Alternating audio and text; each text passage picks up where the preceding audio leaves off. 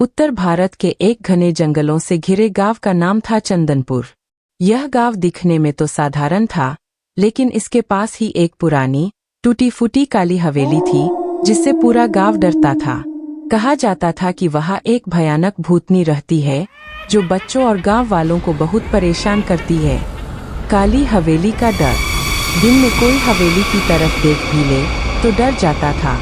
रात होते ही हवेली से औरत के रोने की आवाज़, बच्चों के हंसने रोने की मिली जुली चीखें और अजीब सी ठंडी हवा। गांव के बच्चे रात को अचानक बीमार पड़ने लगे।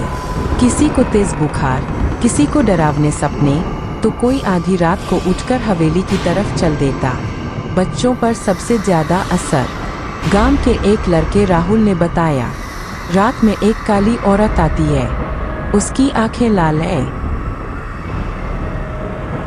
धीरे धीरे हालात बिगड़ते गए। मवेशी मरने लगे, खेत सूखने लगे और गांव में झगड़े बढ़ गए। सच्चाई का खुलासा। गांव के बुजुर्गों ने बताया कि 20 साल पहले हवेली में कुमुदिनी नाम की औरत रहती थी। उस पर डायन होने का झूठा आरोप लगाया गया था और उसे जिंदा जला दिया गया। मरते समय उसने कहा था, मैं निर्दोष हूँ। अगर मुझे न्याय नहीं मिला तो यह गांव को मैं चैन से नहीं जीने दूंगा। भूतनी का आतंक।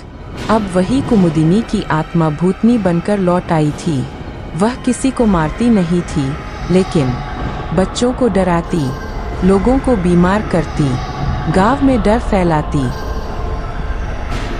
आखिरकार गांव वालों ने एक प्रसिद्ध तांत्रिक महाकाल बाबा को बुलाया। बाबा ने हवेली देखते ही कहा, यह आत्मा बुरी नहीं है, इसे अन्याय ने भनका दिया है।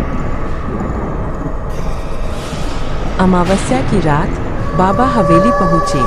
हवा तेज चलने लगी, दिए बुझने लगे। अचानक भूतनी प्रकट हुई। ये गांव मेरे दर्द का जिम्मेदार है, बाबा ने कहा। गलत हुआ है तुम्हारो साथ। लेकिन निर्दोष बच्चों को सजा क्यों? भूतनी रो पड़ी। उसने कहा, मुझे इंसाफ चाहिए, बदला नहीं। बाबा ने गांव वालों को बुलाया।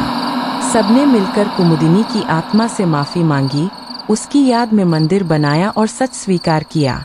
बाबा ने मंत्र पढ़े और भूतनी की आत्मा को शांति मिली।